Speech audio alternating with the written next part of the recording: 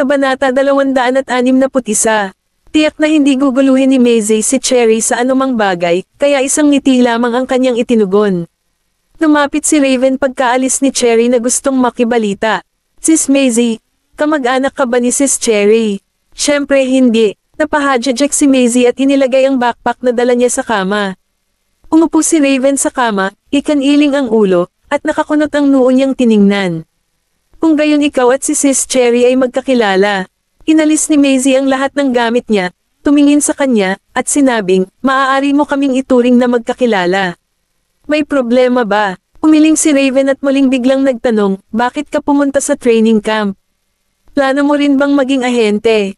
Tumigil sandali si Maisie at pagkatapos ay nagtanong na may bahagyang naguguluhan na ekspresyon, ang training camp ba na ito ay isang lugar na nagsasanay ng mga ahente? Wala talaga siyang alam tungkol doon. Oo, hindi mo ba alam ang tungkol doon? Nagulat si Raven, pero hindi talaga alam ni Maisie. Nang makitang hindi naintindihan ni Maisie ang kanyang pinapasok, hindi na nagulat si Raven. Normal lang na hindi mo alam. Pagkatapos ng lahat, ang kampo ng pagsasanay na ito ay pribadong pag-aari, at ang lahat ay karaniwang pinananatiling mahigpit na confidential. Ang mga nagtapos dito ay maaaring maging top secret agent, world-class goons, personal bodyguards, at iba pa. Siyempre, marami sa atin ang gustong ma-recruit ng top management at maging top-notch gun gaya ni Kuya Hans. Napakataas ng katayuan niya rito. Sa sarap magsalita ni Raven ay hindi napansin ang pagkagulat sa mukha ni Maisie. Kung ang lahat ay tulad ng sinabi ni Raven, ang kampo ng pagsasanay ng Swallow County ay isang lugar kung saan sila nagsasanay ng mga lihim na ahente.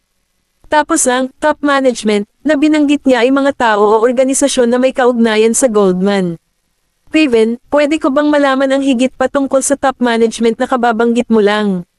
Nang makitang wala talagang alam si Maisie, natural na ibinahagi ni Raven ang lahat sa kanya ng masigasig, ngunit marami din siyang hindi alam.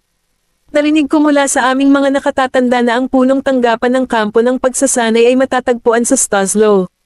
Anyway, ito ay may napaka-impluwensyang katayuan. May kinalaman daw ito sa panganay na anak ng royal family. Ang panganay na anak na babae. Hindi ba iyon ang panganay na prinsesa ng maharlikang pamilya ni Stoslow?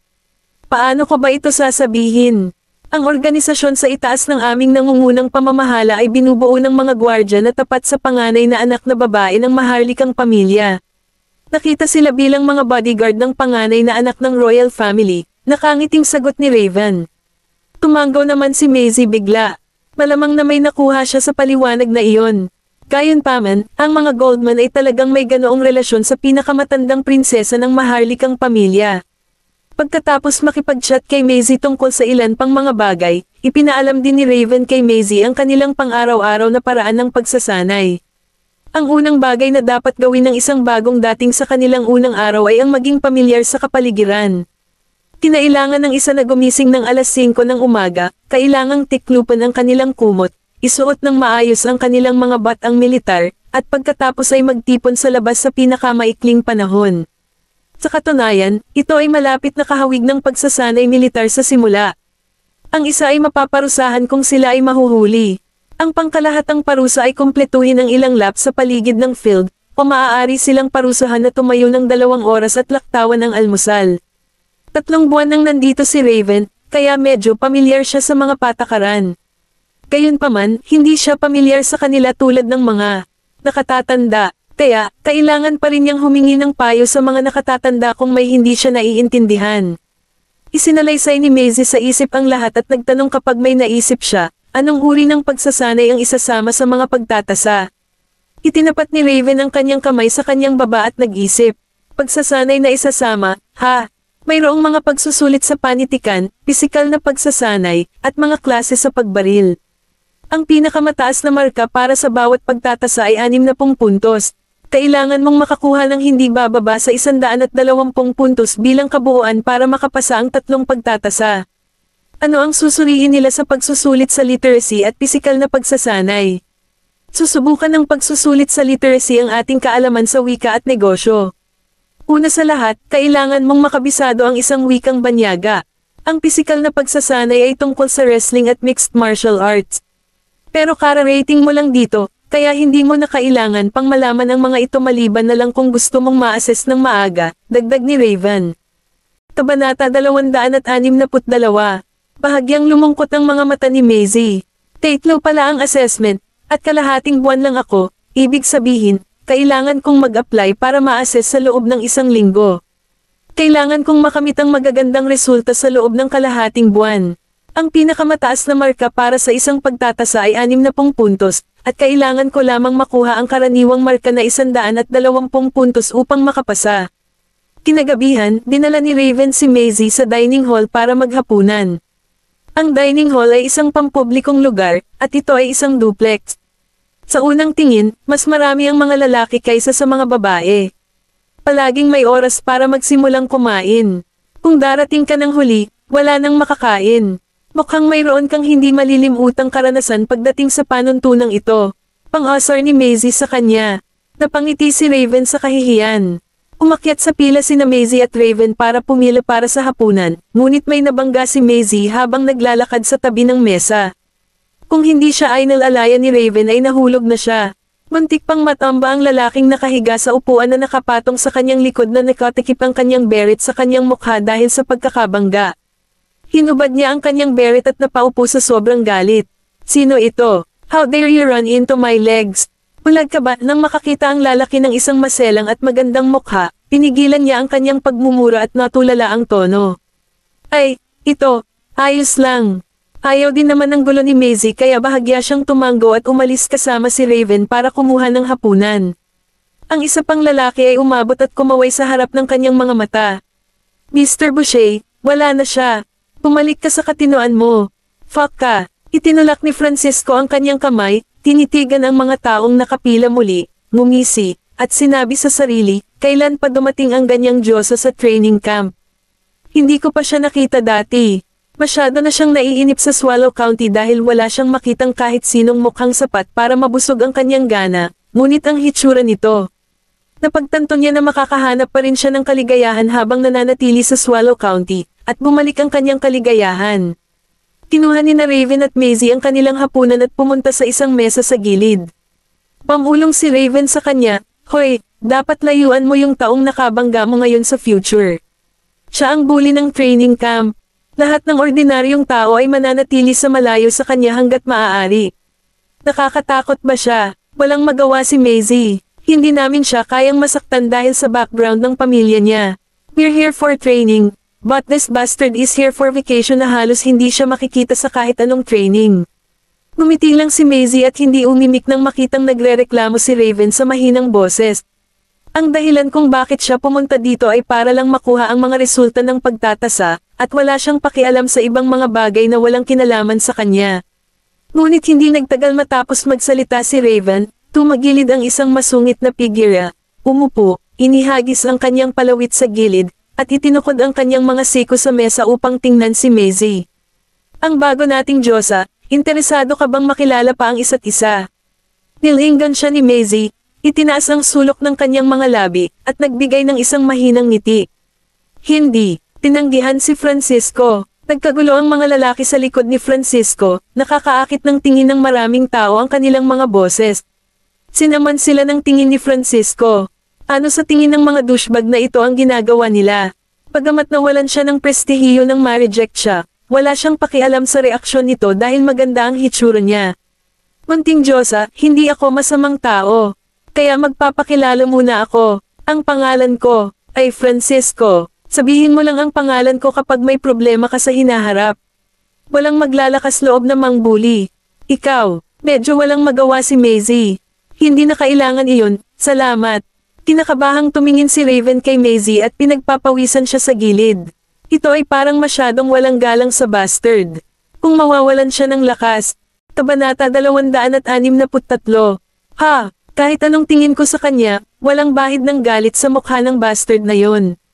Sa halip, itinukod niya ang kanyang kamay sa kanyang ulo at nakangiting nakatitig kay Maisie.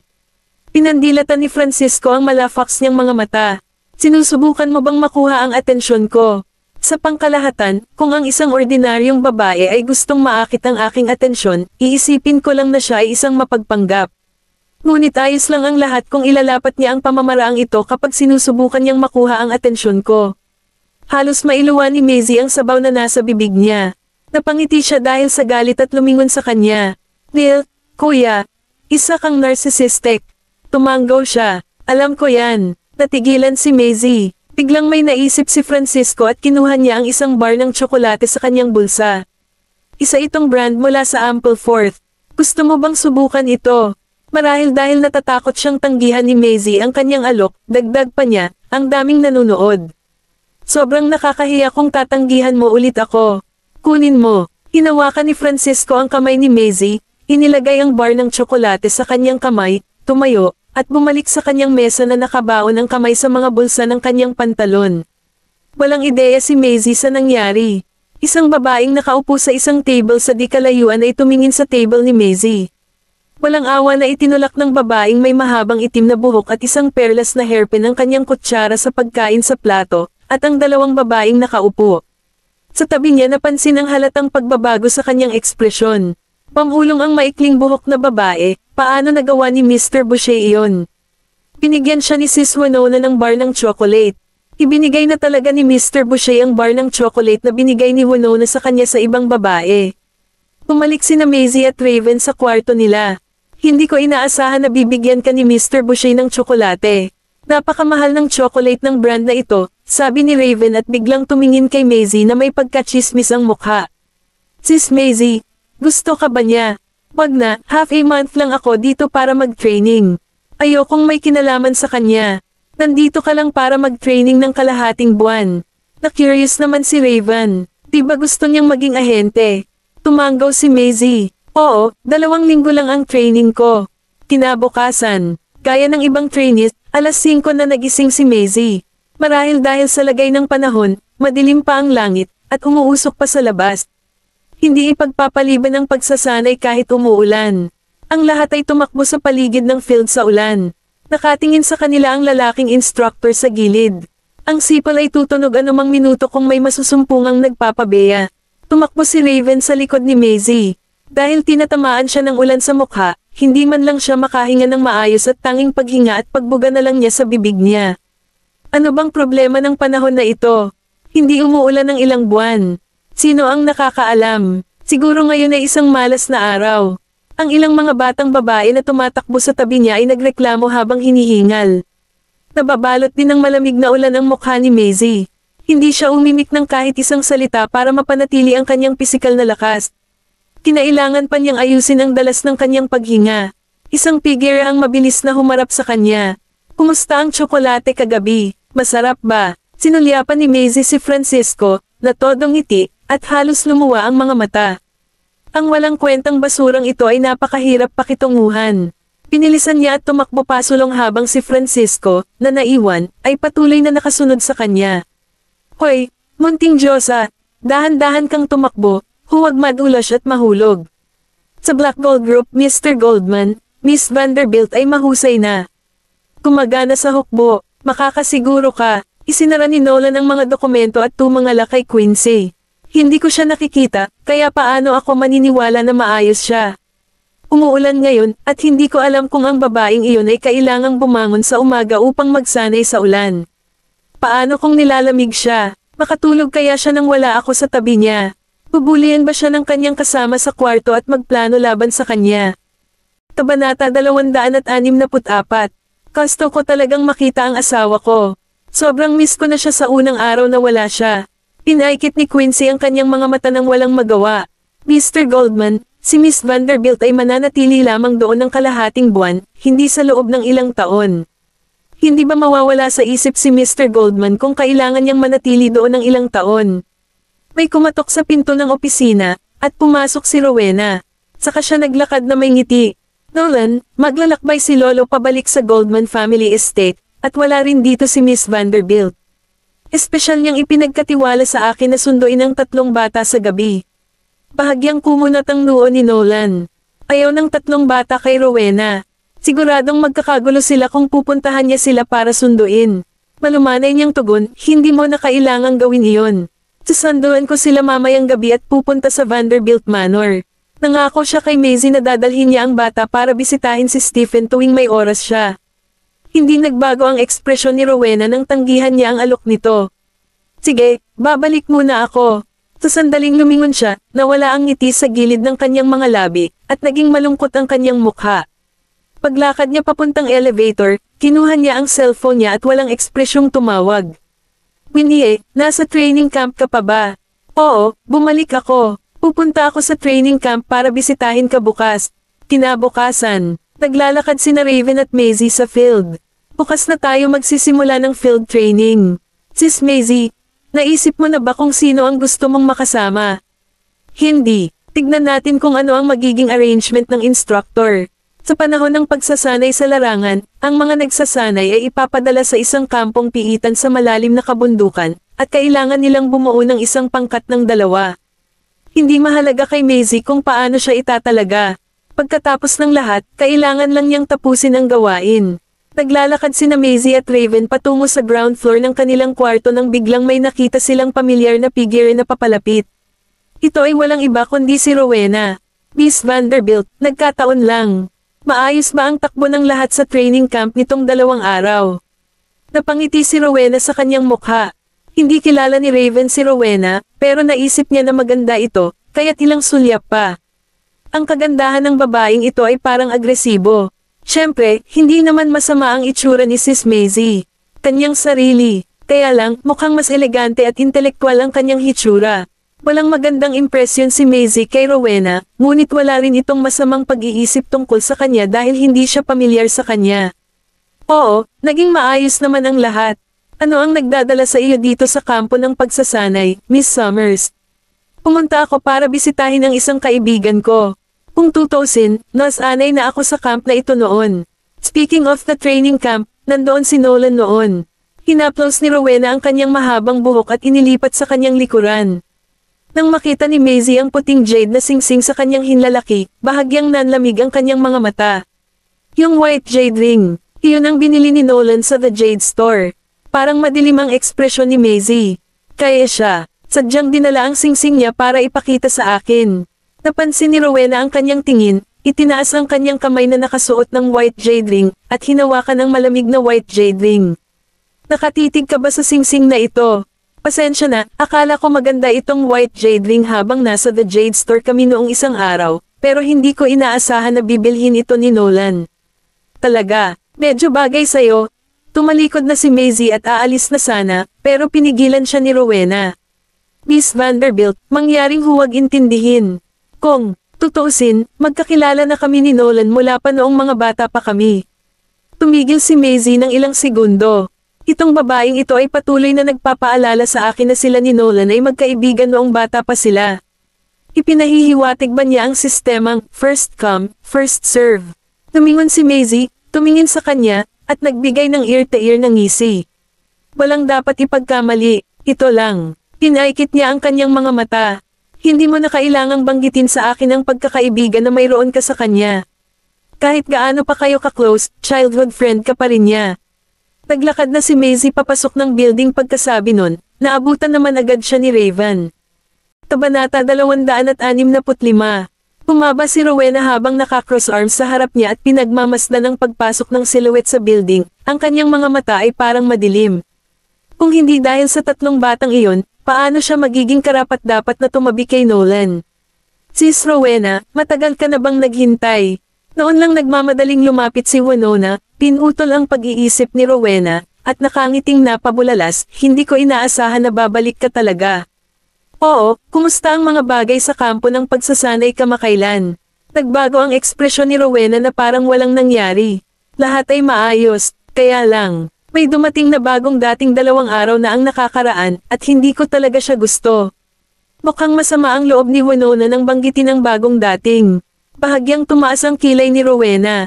Sinong bagong dating ang tinutukoy mo? Vanderbilt ang apelyido niya or something like that.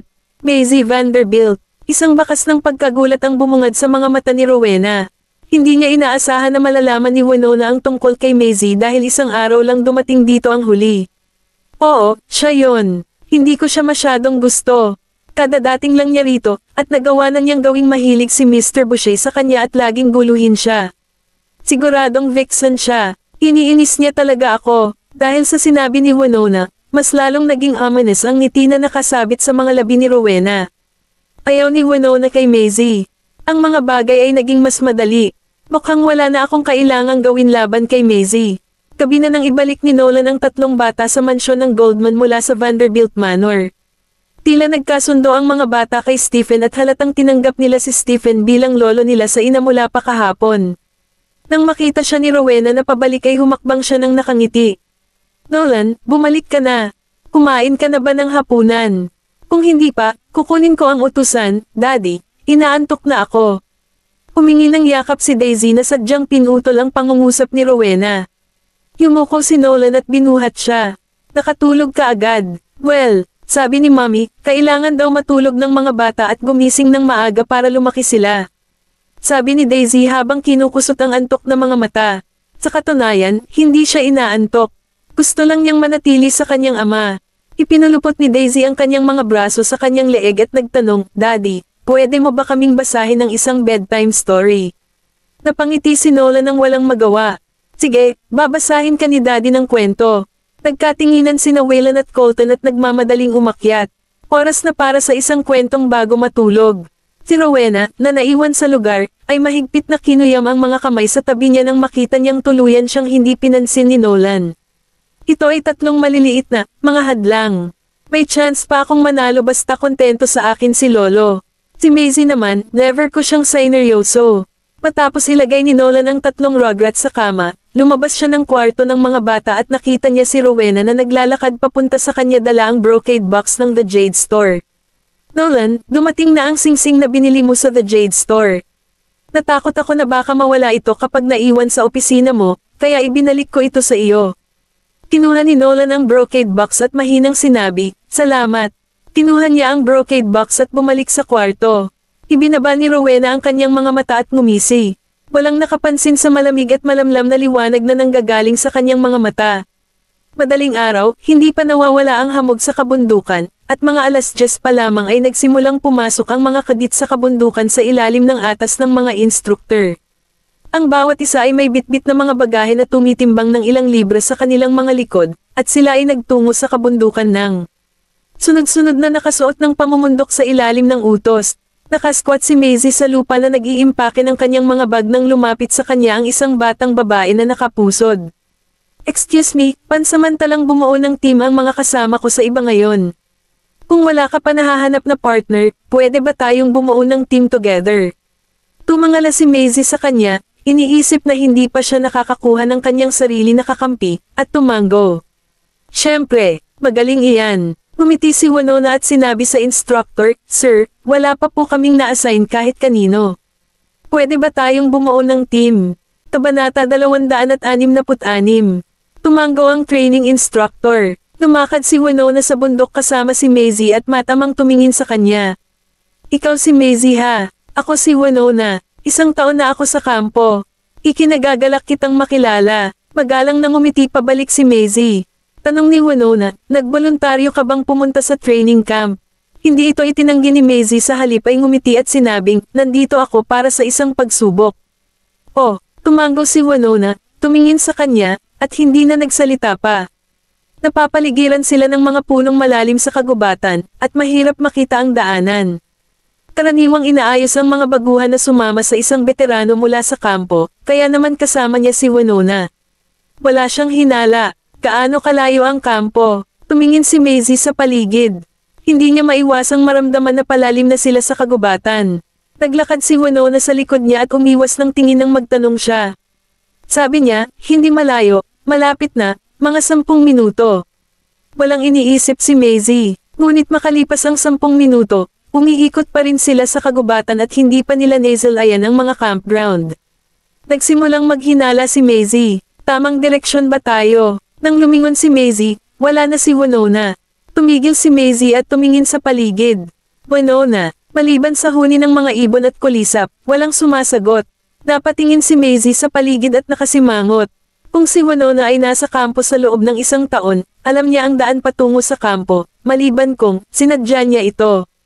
Gayunpaman, hindi sinaktan ni Maisie si Winona. Hindi mahalaga kung sinadya ni Winona o nawala lang. Ang dapat gawin noon ni Maisie ay hanapin si Winona.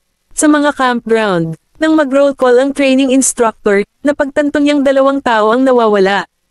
Pumunat ang noo niya at tumingin sa mga nandoon. May 2 nawawala. Sir, wala po dito yung newbie at si Winona, sagot ng isa. Sinilip ni Raven ang mga tao at hindi nakita si Maisie. Tila may napagtanto si Francisco, at nagdilim ang kanyang mga mata. Biglang sumulpat mag-isa si Winona. Naglakad papunta sa kanya ang training instructor nang makita niya itong humihingal at humihinga. Nasaan ang newbie? Nagsorry si Winona. Gusto kong sumama sa kanya, ngunit hindi niya pinansin ang mga utos ko at nagpumilit na pumunta sa hilaga. Hindi ko siya napigilan. Ang hilaga. Nagbago ang ekspresyon ng lahat. Iyon ang restricted area ng Swallow County.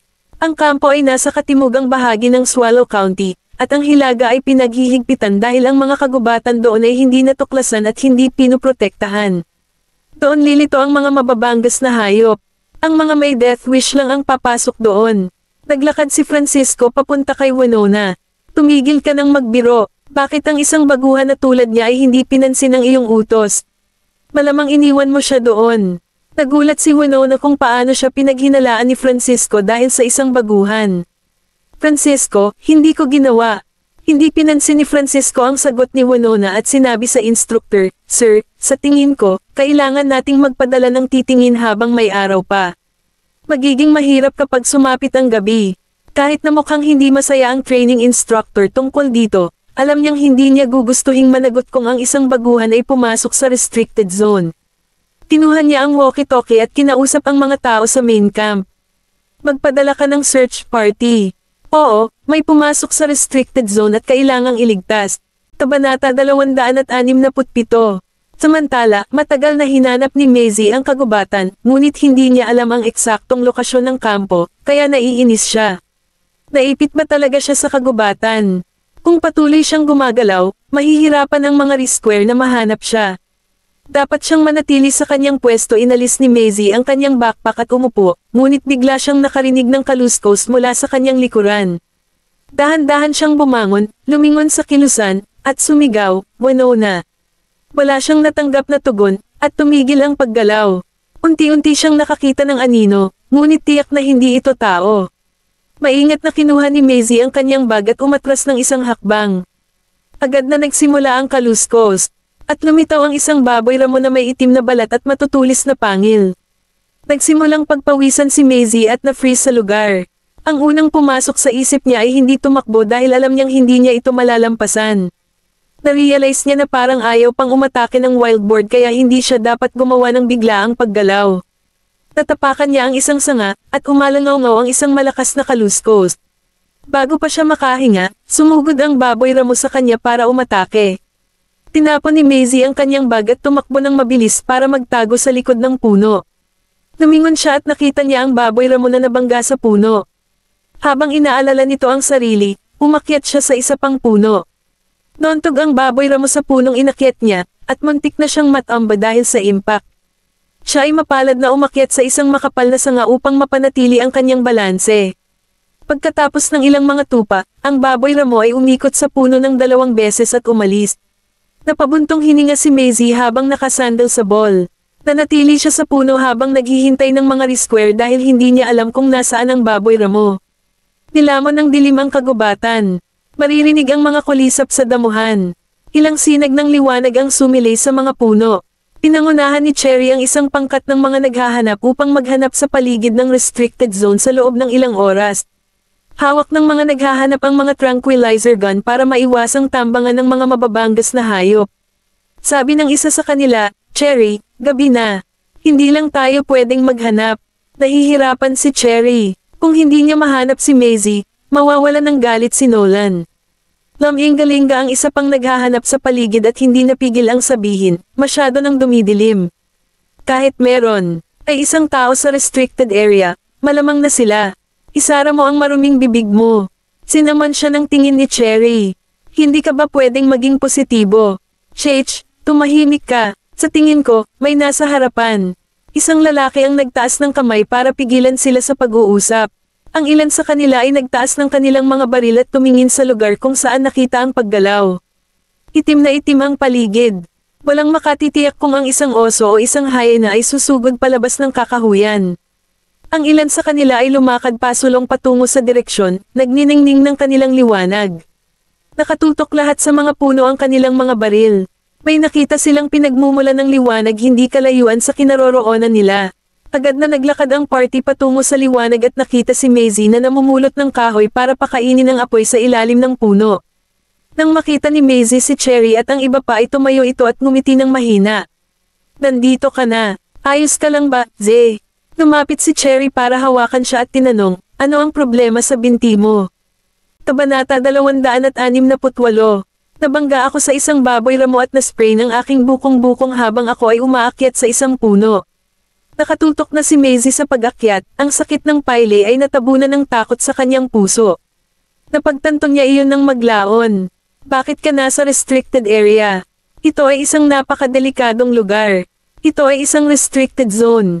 Tanong ni Maisie. Tumanggaw si Cherry, at sinabi ng katabi niya, isa itong sinaunang kagubatan na hindi pa ginagalugad. Maraming mabangis na hayop dito. Maswerte ka at ngayon lang nakakilala ng baboy ramo. Kahit sila ay hindi ng ahas na gumala-gala lang. Ang makakita ng baboy ramo ay wala. Kung ang isang taong walang karanasan ay bumangga sa isang wolf pack, walang makakapagligtas sa kanila.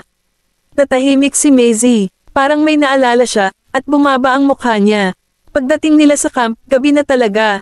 Nang makita ng training instructor na nakabalik na ang lahat, lumuwag ang tensyon niyang mukha.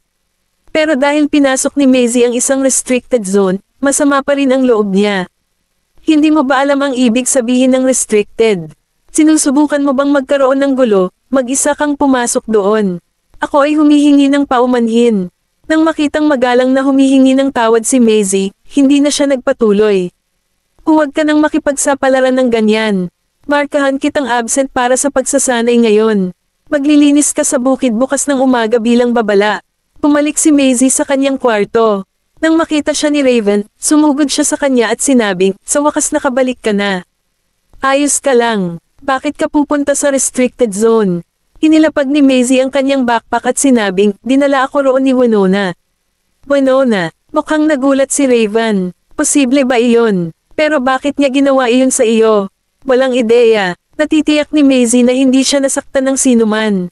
Bakit siya dadalhin ni Winona sa restricted area at iiwan siyang mag-isa doon? Kung malas siya, hindi na siya makakauwi. Isasantabi niya muna ito hanggang sa makausap niya ito. Ray, may pagkain ka ba? Hindi pa siya kumakain simula hapon. Oo, binigyan siya ni Raven ng isang balde na puno ng pagkain at kumuha ng isa pa. Marami pa ako kung gusto mo pa. Kinabukasan ng madaling araw.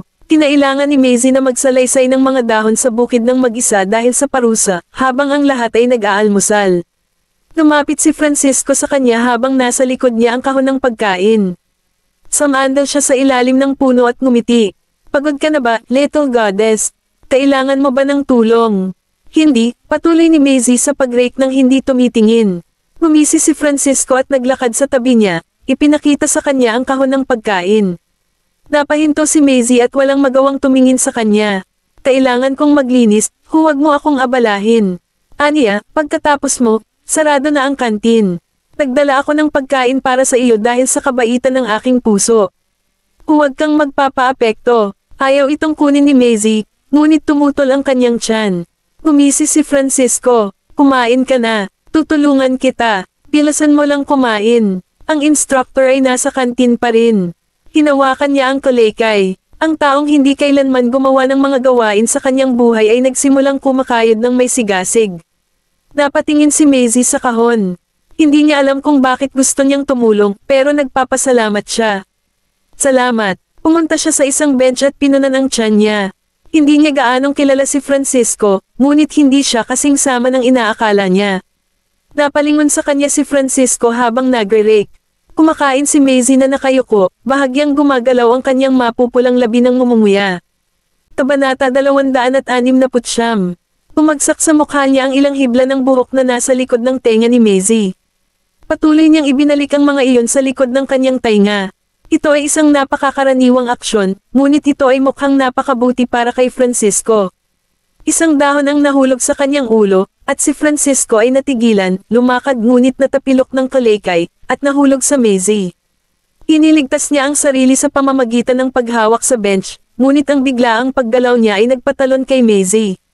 Lumingon siya at biglang nakita ang mukha ni Francisco sa harapan niya. Wala silang sinabing nakita ni Winona na nakatayo sa anino at sinuntok ang pader.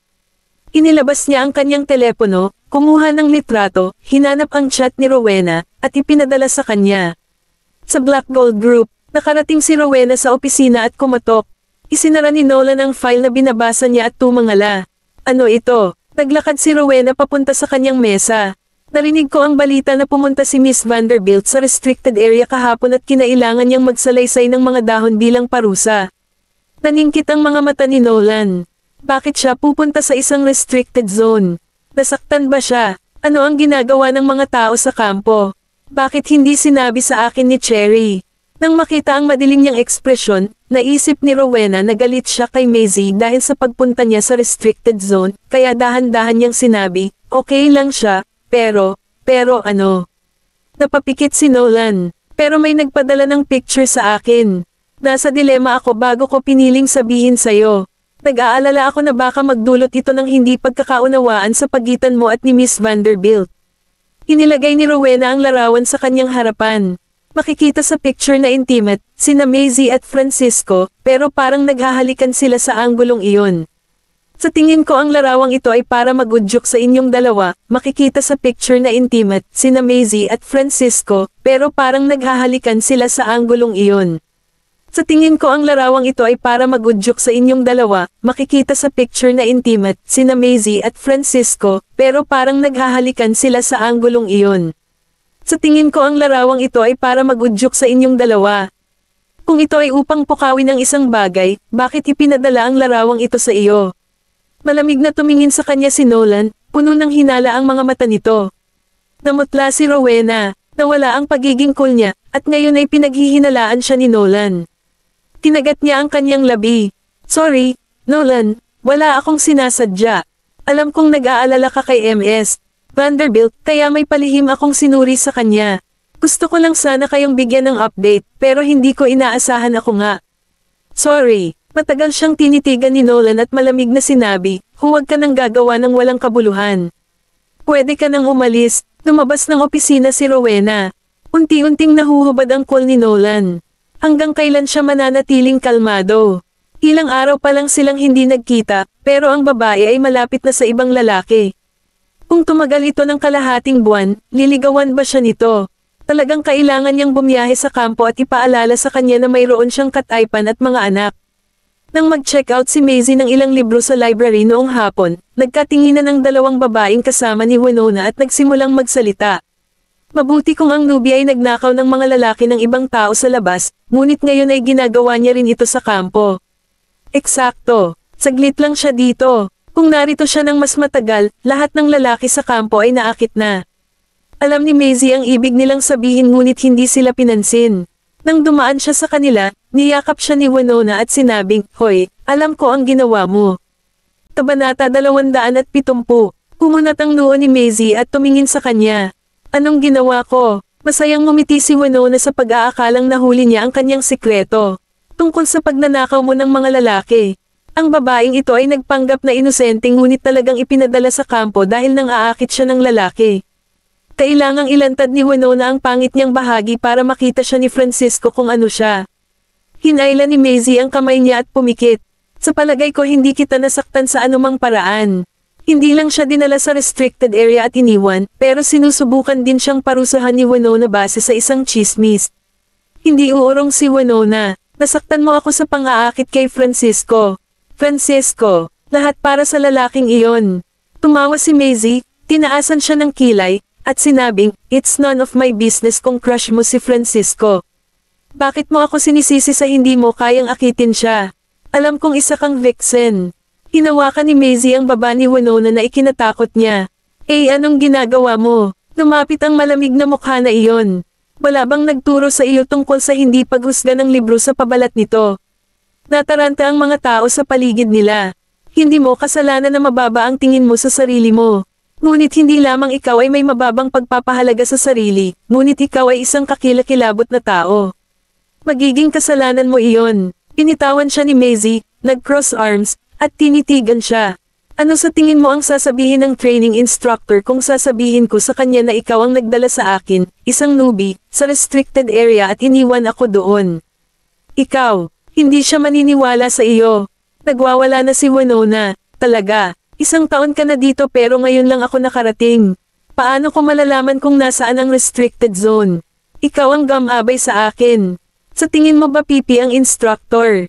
Nagkibit balikat si Maisie. Namutla si Winona at umalis na pinapadyak ang kanyang mga paa. Nang makita siyang lumalayo, umiling si Maisie. Napaka-childish na galaw na iyon. Galit na pumunta si Winona sa basketball court para makita si Francisco at sinigawan siya. Hindi siya pinansin ni Francisco.